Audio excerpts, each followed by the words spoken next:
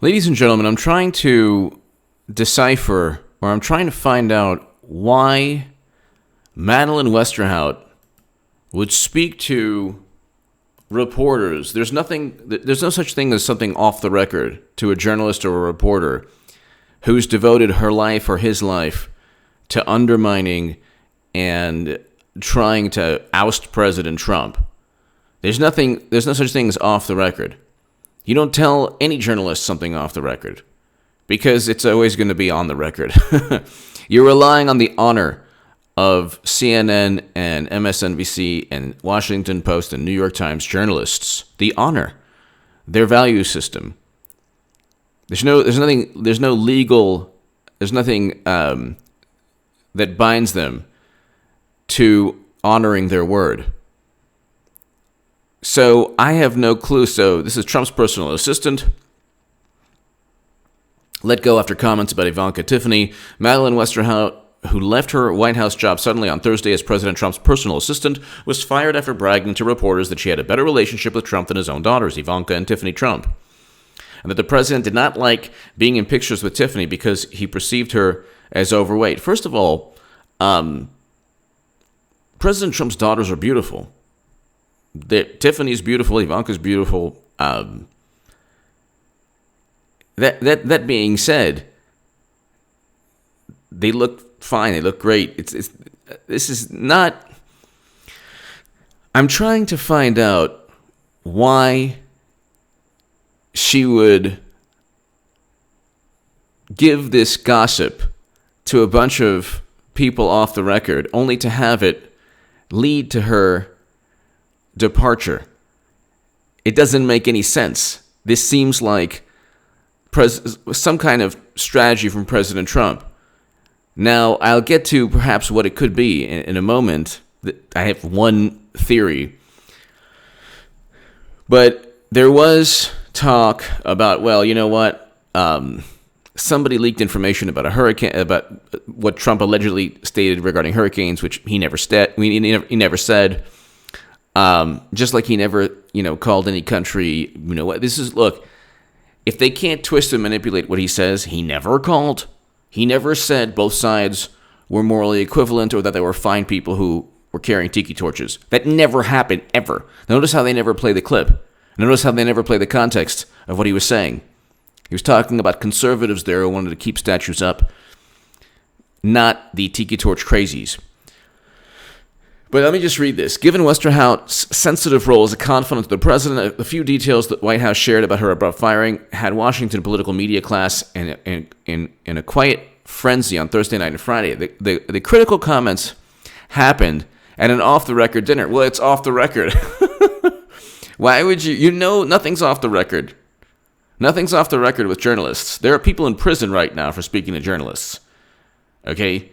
Do not. When the Daily Beast wanted to write a hit piece on me, and the guy who wrote the hit piece, the unethical hit piece, to try to silence me because my writing in the Huffington Post, The Hill and Salon, was going viral, the Washington Post called me the biggest Bernie Sanders booster on the internet. That was the Huffington Post. The Washington Post called me the unofficial scribe of Sanders' most hardcore voters. My writing was going viral. So you see, like, a lot of the people now who don't like me on the left, because I'm a Trump supporter now, and they're like, the whole Medicare for all, man, type people who don't like me. My writing was going viral. There were hit pieces on me. They weren't hit pieces on them. Anyway, I don't care. I'm a Trump supporter now. I like President Trump. There's a lot of things to like about him. 3.7% unemployment. It's been this way since October of 2018. 500,000 manufacturing jobs, 300,000 lost under President Obama. First president to step foot in North Korea to begin détente, to begin some kind of peace process, which we never even imagined. We never even imagined taking place. First Step Act, prison reform legislation, criminal justice reform legislation. That's the opposite of mass incarceration with Clinton. Who's running again? So Clinton is running again. Anyway, I'll get to that later. There's a lot to like about President. He's addressing the $400 billion trade deficit with China. He has the guts to do so No other president. And he wants Americans home from numerous theaters of conflict. Okay. He's a non-interventionist. Max Boot is voting for Clinton in 2020 like he voted for Clinton in 2016. Okay, Max Boot, Bill Kristol, all of these people, Robert Kagan, all of these neoconservatives are voting Democrat. Ever wonder why? Anyway, the guy's a great president. He's going up against a corrupt intelligence apparatus. And he's winning. Andrew McCabe's going to get indicted. His indictments are imminent, and they're stealing my line. But getting back to Madeleine Westerhout, I find it very bizarre. If you can help me out with this, let me know in the comments section. But there's no way that she didn't want these reporters to kind of, I mean, maybe it was a setup to kind of see which reporter would try to write an unethical, disgusting hit piece or try to run with some kind of story that would just tarnish the reputation of media even further into the abyss. I don't see this as just, something that was a coincidence or that she didn't think that what she was saying would be then relayed or then written about. So the critical comments happened at an off-the-record dinner. Well, it wasn't off the record. Nothing's off the record with these people. You're relying on these journalists who are I'm with her people, who are establishment Democrats, and or way on the left. You're relying on these people not to divulge information. Okay? Why would they do that? Why would they do that? The critical comments happened at an off-the-record dinner, according to two people. Okay, so Westerhout had also jokingly told the journalist that Trump couldn't pick Tiffany out of a crowd, said one of the people. She had a couple of drinks, and in an uncharacteristically unguarded moment, she opened up to reporters. That's baloney. What is this couple of drinks nonsense stuff?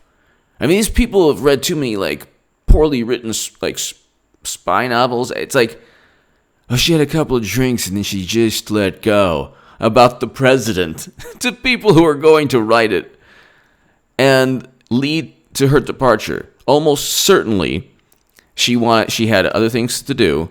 She wanted to do something else, or she had another job offer, or she had another opportunity. She went to President Trump and said, look, I would like to resign. What would you like me to do? And it's oh, you know what? Let's try this one out. I don't know. I just don't think that this is coincidence or, this happened in an uncharacteristically unguarded moment. At some point, Gidley left the restaurant for a television interview on Fox News. During that time, Westerhout made comments to reporters. On August 17th dinner, which took place at the restaurant inside nearby Embassy Suites Hotel, included the Washington Post's Phil Rucker, Bloomberg's Jennifer Jacobs, Reuters' Steve Holland, and the Wall Street Journal's... okay, so... Westerhout rode back to a different hotel with Rucker and Holland. Yeah, you're gonna ride back with the Washington Post and Reuters journalists, and you're doing so with the belief, and it's like you'd have to take 20 Quaaludes and 30 shots of Jägermeister not to realize that you're with the Washington Post journalist and anything you say is going to be relayed to Politico and everyone else in the Washington Post. The whole world's going to find out. So the interesting thing also is that there's a New York Times article, I don't know if I mentioned it in my long-winded spiel, where they talk about an agreement between the press. He praised Mr. Westerhout's work in the White House and admonished reporters for breaking an off-the-record agreement. You don't go after someone's family.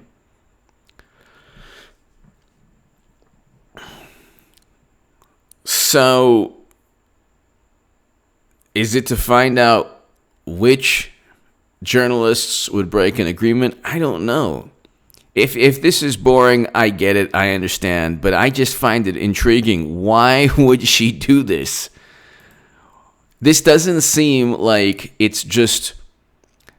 Okay, there's one theory is that she's the person who leaked the hurricane comments, but I don't buy that either. I don't think that's her. Because then the narrative that she just, got a little tipsy and started spilling the beans on Ivanka and Tiffany Trump, that doesn't make any sense either.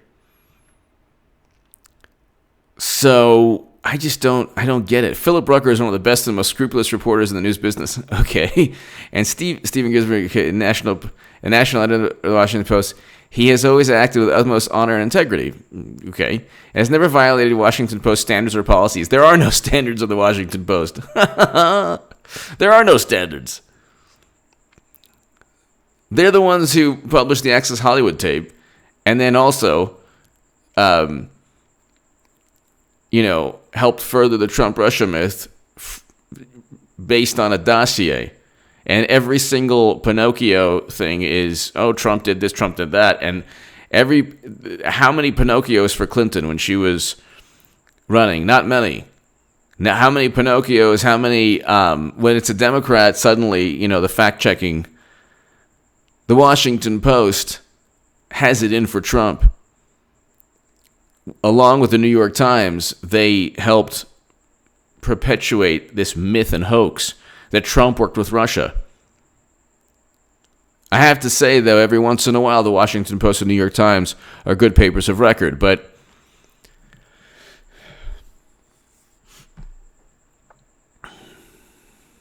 Trump on Friday confirmed that Westerhout had dismissed for talking to reporters about his children, calling comments a little bit hurtful. It was too bad, Trump told reporters before leaving the White House at Camp David, adding that Westerhout was a very good person who performed her job well. I wish her well. See, if somebody really tried to hurt Trump, he would, crush them. So I don't buy that he was... Okay, I love Tiffany, he said. Well, of course he does.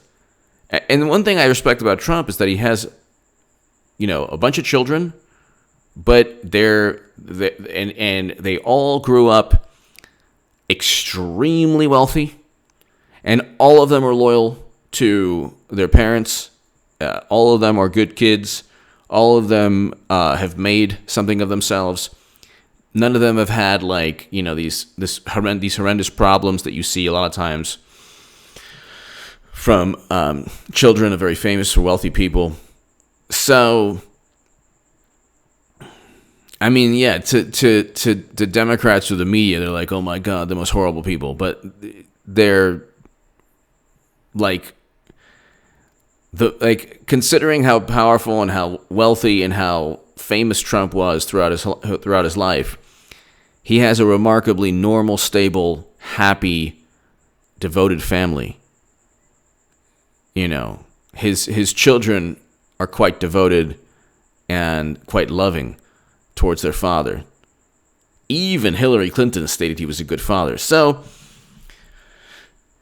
I don't buy this. He doesn't want to take a picture with Tiffany. Tiffany's beautiful. So is Ivanka. And I don't buy it.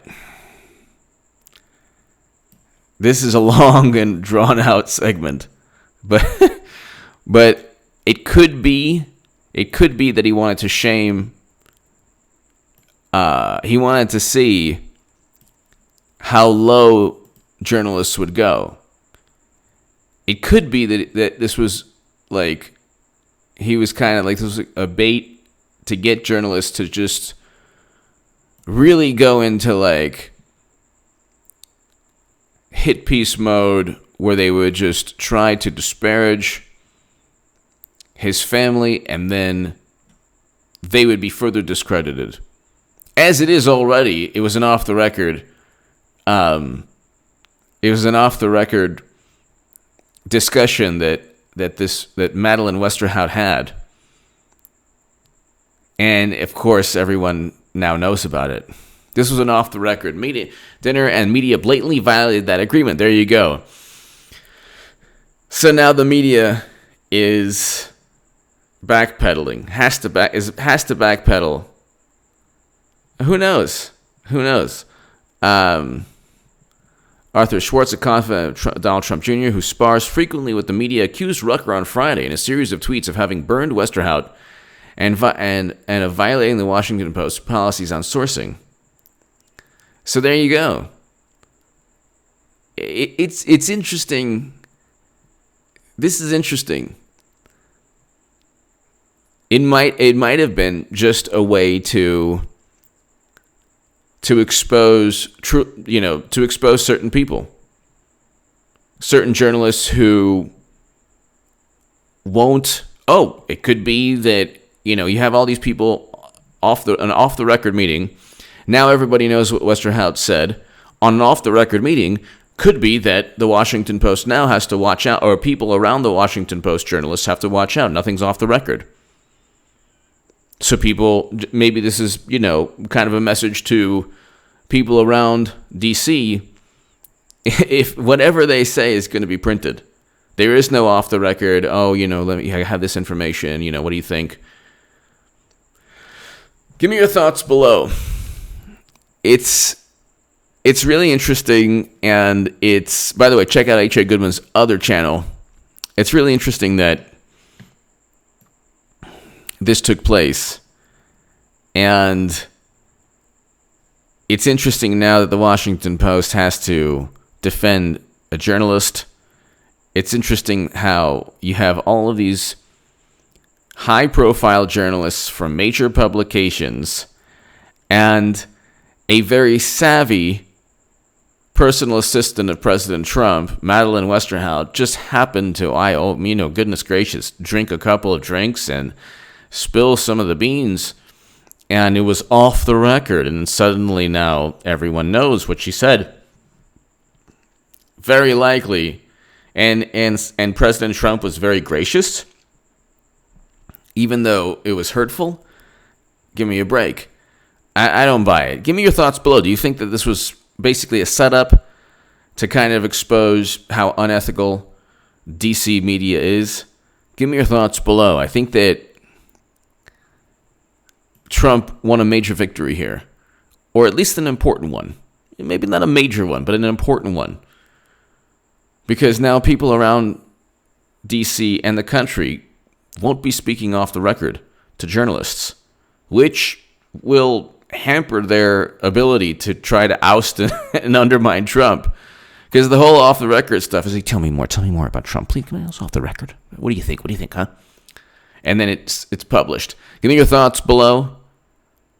Oh, and another thing, this also makes, to use a Comey word, this also makes potential sources queasy, because they know that they'll be, they won't be anonymous.